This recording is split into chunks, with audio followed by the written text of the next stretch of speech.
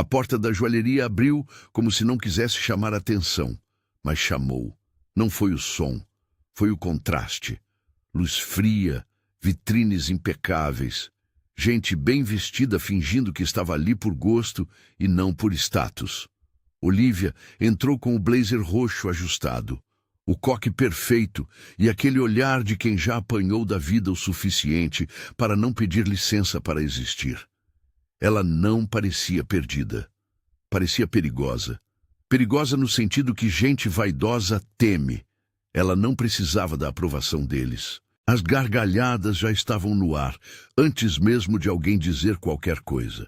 Vinham de um grupo no centro da loja, cercando um colar que brilhava como se tivesse sido feito para humilhar. Ethan Miller estava lá, alto, seguro, dono de um sorriso que parecia o crachá invisível de "eu mando aqui". Ele falava alto como quem precisa que o mundo inteiro confirme o próprio valor. Perto dele, celulares levantados, rostos famintos por uma cena. Aquilo não era compra de joia, era teatro.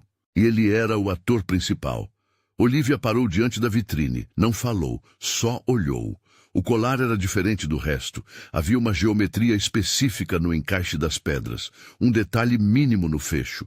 E por um segundo, o rosto dela endureceu. Não de medo, mas de reconhecimento. Como se algo antigo, enterrado, tivesse acabado de subir à superfície. Ethan notou e escolheu o alvo. Ele sempre escolhia. Era assim que construía o próprio brilho, apagando os outros. "Olha só", ele disse, virando para o grupo teatral. "Quem é essa? Achei que aqui só entrava gente que entende de joia. Ou pelo menos finge que entende." Risos. Primeiro 2, depois 5, depois o salão inteiro pegando carona. Riso de plateia, de manada, de covarde confortável. O gerente apareceu com a cara apertada, tentando segurar o clima com um sorriso que tremia. "Senhor, por favor." Mas Ethan não queria por favor. Ele queria público. Olivia não reagiu ao riso. Isso foi o primeiro golpe. Porque gente como Ethan vive do efeito. Quando não há reação, ele aumenta a dose. "Cuidado, moça. Isso aí custa mais do que você ganha em um ano." E deu uma risada curta, como quem assina o próprio sarcasmo. Olivia apenas respirou. E então fez algo que deixou a loja desconfortável. Aproximou-se ainda mais. Tocou o vidro com a ponta dos dedos, sem pressa. Olhou para o colar como quem lê um relatório, como quem já sabe o final e só está confirmando o caminho. Ela abriu a bolsa, pegou o celular e discou. Um gesto simples, mas naquele mundo de aparências, um gesto simples pode ser uma ameaça. Ethan riu de novo, só que agora o riso dele saiu com uma ponta de nervo. "Vai ligar para quem? Para te emprestar dinheiro?" Olivia colocou o telefone no ouvido, e quando falou, a voz dela não pediu espaço. Tomou. "Central de verificação. Boa tarde, aqui é Olivia Brooks. Tenho um número de série para confirmar." O salão ficou mais quieto, não por respeito, por curiosidade. E curiosidade é sempre o começo do medo. HJ7749A. Peça em exposição. Confirmar consignação, origem e status. O gerente congelou, de verdade. Como quem reconhece o próprio erro antes que ele seja dito em voz alta. A atendente ao lado dele apertou as mãos, como se segurasse uma culpa. Ethan tentou fazer piada, só que agora já não parecia piada. "Isso é loucura", ele disse e olhou ao redor como se procurasse alguém que risse junto. Só que as risadas já não vinham no mesmo ritmo. Enquanto a central conferia, Olivia ficou imóvel. Ela não estava ali para vencer um homem. Ela estava ali para recuperar algo que o mundo tinha decidido chamar de detalhe. 2 semanas antes, a mãe dela tinha morrido. Dona Irene, costureira, mãos calejadas, orgulho quieto. A última lembrança bonita que Irene guardava era um colar. Um colar discreto, antigo, com um fecho específico, uma assinatura interna que quase ninguém notaria. E no dia do hospital, no meio de bolsas, documentos, correria e descaso, o colar sumiu. Quando Olivia pediu ajuda, trataram como drama. Quando insistiu, trataram como exagero. Deve ter perdido. Não tem registro. A senhora está nervosa. E aí Olivia fez o que aprendeu a fazer na vida. Ela parou de discutir com opinião e foi atrás de prova. Número, rastro, registro. Gente rouba sentimentos com facilidade, mas não rouba um sistema sem deixar marca. Ela encontrou o número de série em um lote de consignação associado a um caminho torto. Não era certeza, ainda, mas era pista. E Olivia não era mulher de deixar pista morrer. A central voltou na linha. A voz do outro lado, antes técnica, veio dura, oficial, sem margem. Confirmação. Peça sob investigação ativa por divergência de origem e documentação. Recomendação. Preservar o bem, impedir manuseio, acionar a autoridade local. O ar sumiu do salão. Não foi silêncio suave, foi um silêncio físico. O celular que filmava abaixou como se tivesse ficado pesado demais para segurar. Ethan parou de sorrir no meio do sorriso. Investigação? Ele repetiu, tentando rir, mas a garganta travou. Nesse instante, a policial Megan Torres entrou. Não entrou correndo. Entrou como lei entra, sem drama, com procedimento. Boa tarde. Quem acionou a central? Olivia levantou o celular com calma. Eu, e a orientação foi preservar a peça e registrar a ocorrência.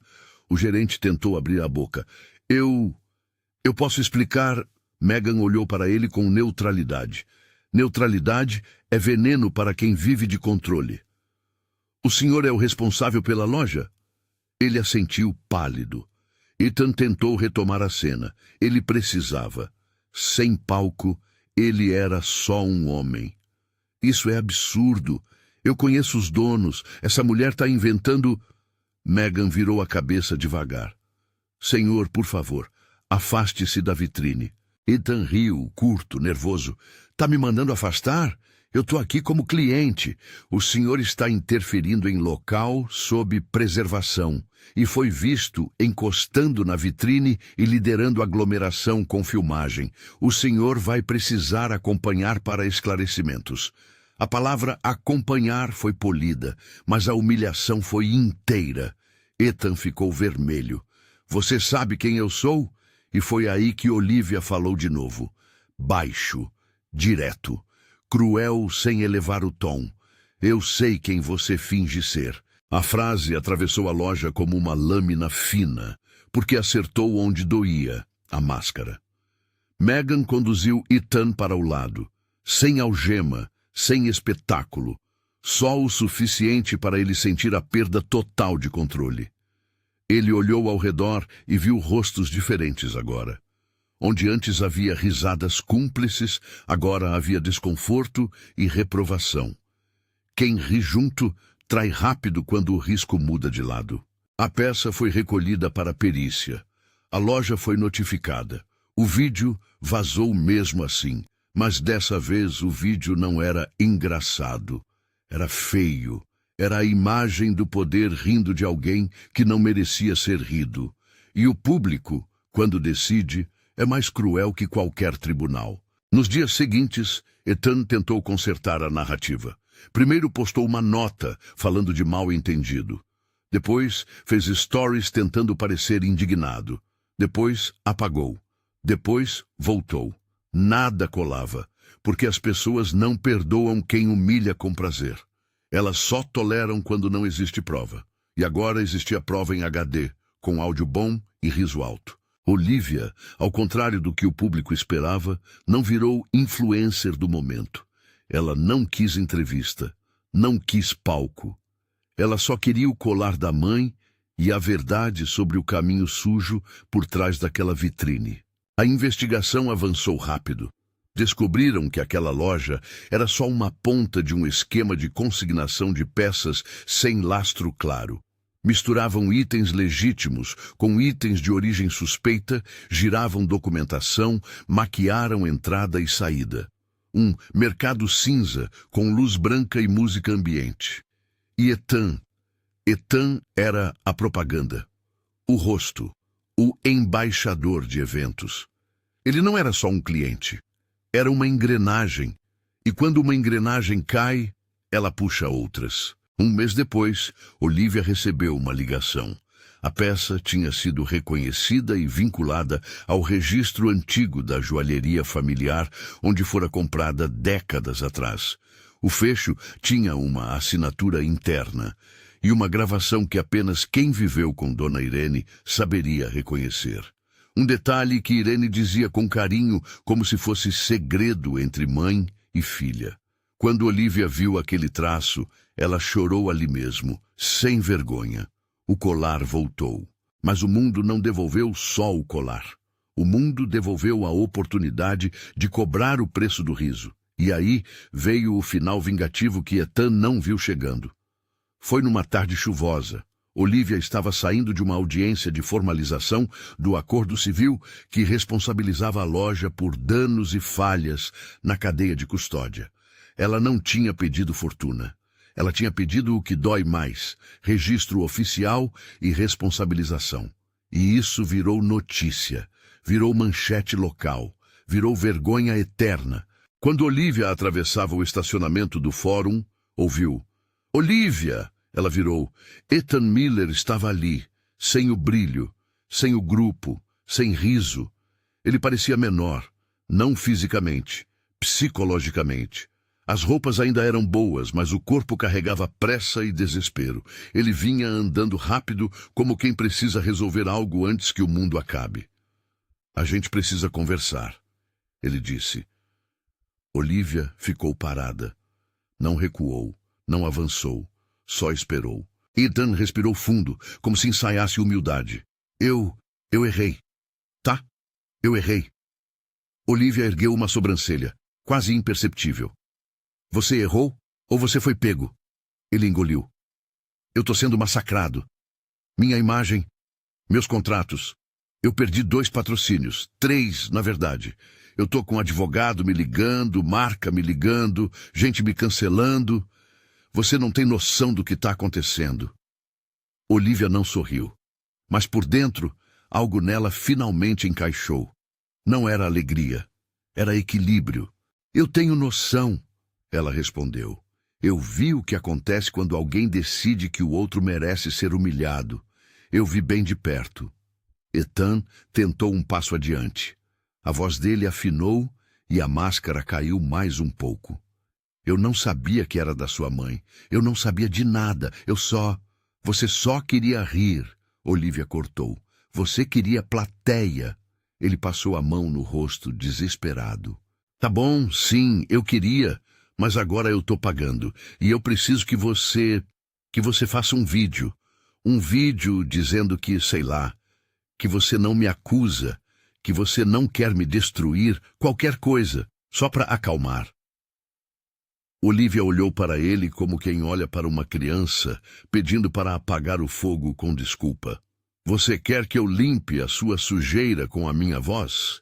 Ethan ficou irritado por um segundo, porque a raiva é o reflexo de quem não consegue mais manipular. "Olivia, você já conseguiu o colar. Você já ganhou. O que mais você quer?" E foi nesse ponto que o vingativo ficou lindo, porque Olivia não levantou o tom. Não precisou. Ela deu um passo para perto, o suficiente para ele sentir a presença dela como uma sentença.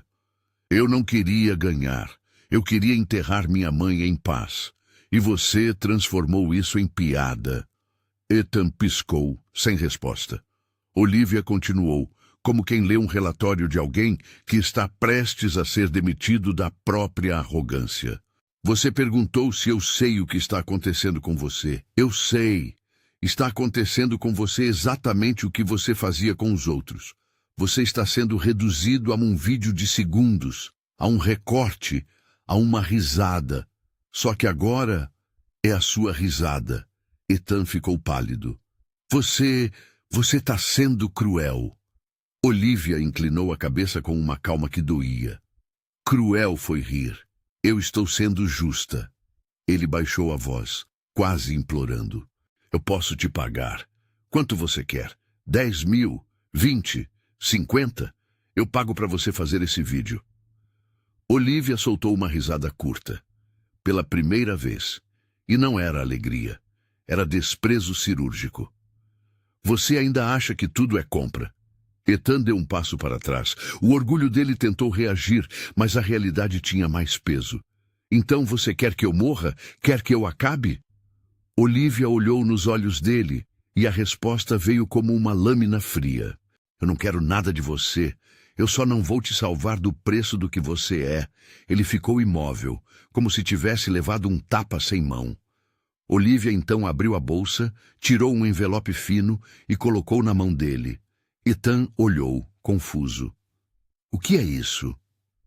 Uma cópia do relatório final da investigação que vincula sua imagem ao evento de lançamento da loja. Ela disse, seu nome aparece ali porque você quis aparecer, porque você quis ser visto. Parabéns. Agora você foi visto de verdade. Ethan folheou, tremendo. As páginas pareciam pesar toneladas. Você tá fazendo isso comigo.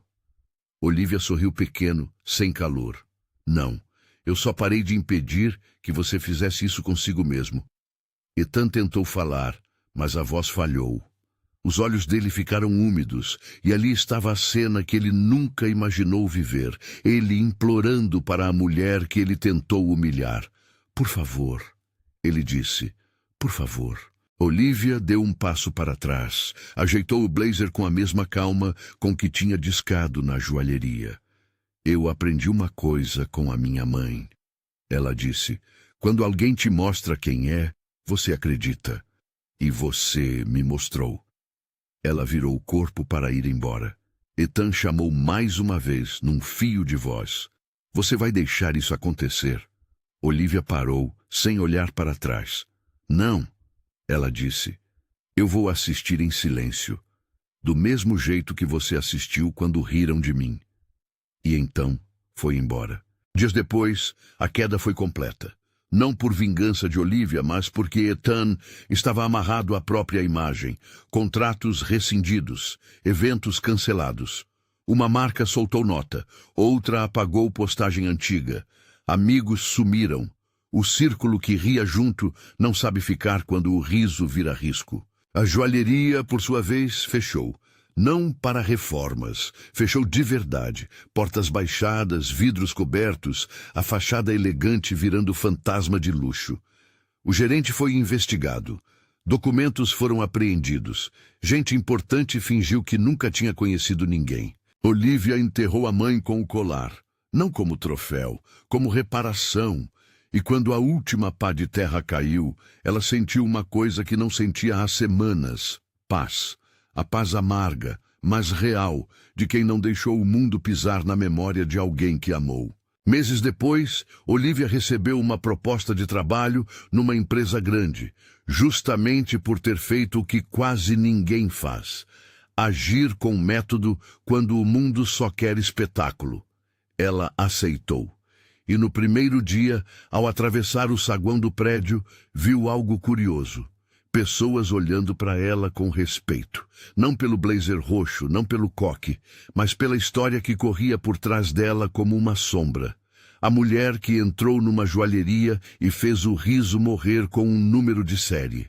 E aí, num acaso que parecia o universo brincando com ironia, Olivia passou por uma cafeteria do shopping e viu uma televisão no canto, com um jornal local falando do caso do influencer.